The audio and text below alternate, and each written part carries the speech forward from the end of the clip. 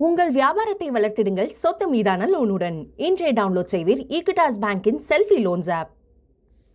தென்காசியில் 33 ஆண்டுகளுக்கு பிறகு ரெட்போர்ட் கூடைப்பந்து சங்கம் சார்பில் நடத்தப்பட்ட கூடைப்பந்து தொடரில் ஆடவர் பிரிவில் தமிழ்நாடு காவல்துறை அணி முதல் பரிசை தட்டிச் சென்றது.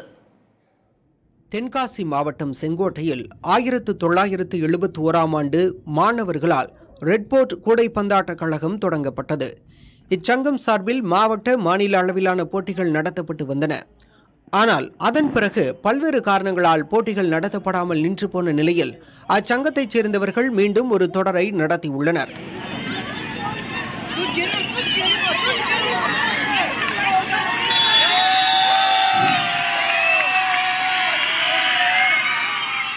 முப்பத்தி 5 ஆண்டுகளுக்கு பின்னால் இந்த போட்டி நடைபெறுகிறது.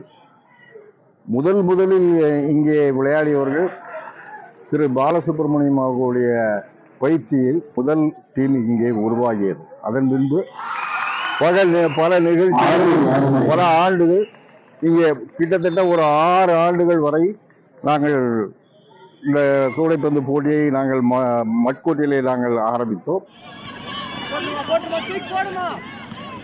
கடந்த 26ஆம் தேதி தொடங்கி 4 நாட்கள் நடத்தப்பட்ட போட்டிகளில் மாநிலத்தின் பல்வேறு பகுதிகளைச் சேர்ந்த 16 அணிகள் கலந்து கொண்டன.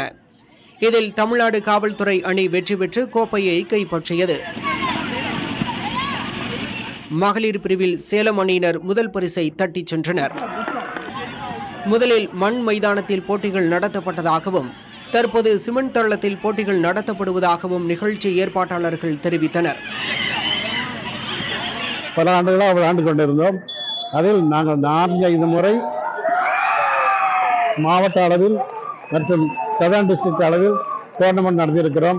அப்பொழுதெல்லாம் உள்ள மண் கோர்ட்டு தான், மண்ணில் தான். அந்த கோர்ட்டை சிரமப்பட்டு மேட்ச் அன்னைக்கெல்லாம் ரோல் பண்ணுவோம்.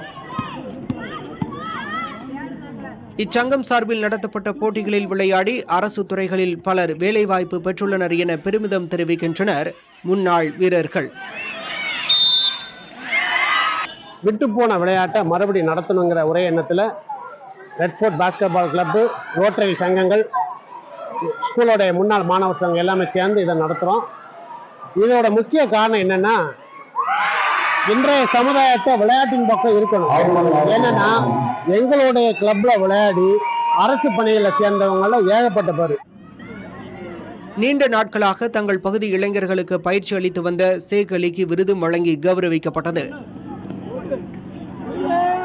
33 ஆண்டுகளுக்கு பிறகு நடத்தப்பட்ட போட்டியை முன்னாள் வீரர்கள், இளைஞர்கள் என பலரும் நேரில் வந்து கண்டுகளித்து வீரர்களை உற்சாகப்படுத்தினர்.